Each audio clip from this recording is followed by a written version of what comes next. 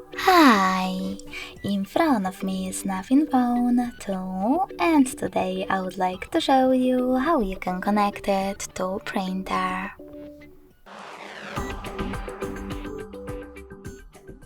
First of all, go into Devices Settings and click on Connected Devices right away.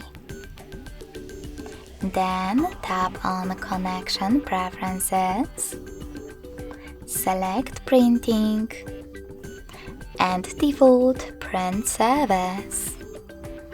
After that, just wait. Your device is now looking for a printer. When it finds one, it will connect to it right away. If you wish to use different print service, tap on the switcher next to Use Print Service to disable this one first.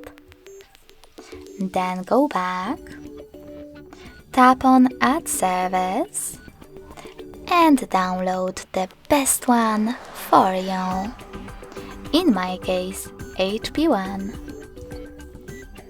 When your brand new service is ready, tap on the back button twice. Then simply click on it in the same printing settings and wait again. Thanks so much for watching. If you enjoyed this video, don't forget to leave a like, comment and subscribe. Bye!